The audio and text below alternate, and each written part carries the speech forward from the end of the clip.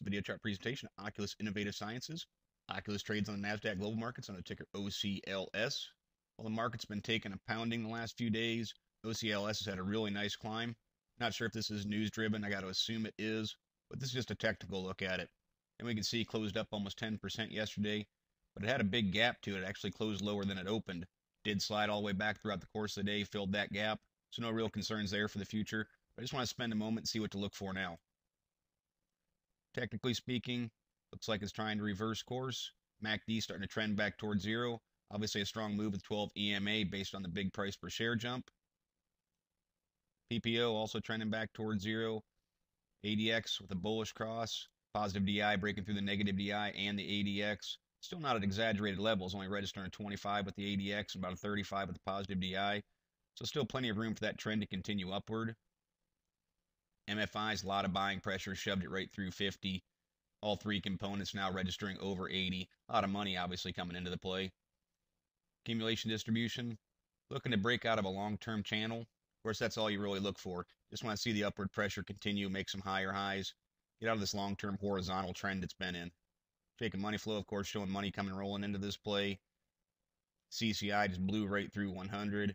Traders that use the CCI note that break of 100 is technically the buy point. Bull stow turning quickly, showing momentum coming into the play. Tricks, which of course is a much slower mover, putting itself together a little bit of an uptrend, making some higher lows. I'd look for some things in the long term like that. It's kind of got itself a pretty nice channel going. And in the overall perspective of the chart, you really want to see that trend line be broken. Plus you want to see it punch through zero and get back up on the north side of that indicator. RSIs obviously showing momentum coming into the play as well. But this just made a huge move from $1.20 all the way up over top of $1.80. So to see a strong movement like that in the RSIs certainly should be expected. What I look for in this chart is trying to find if it's going to make an overall trend shift. Got itself a pretty long downtrend going on. The strong move the last few days. Right now, though, fighting a resistance level. Not only the dynamic resistance of the 200-day moving average, but this whole area in general. You can see some upper end pressure that kind of ties in with the 200-day right there around $1.85. That area was support. It was resistance. It's just proven to be a tough spot technically for the OCLS chart. Now beneath that, it does pick some support up right here around $1.60. See, that was a nice area of support. And even back in through here, historically, it was a nice area of support. So really in a perfect world, any pullbacks, it would hold that level.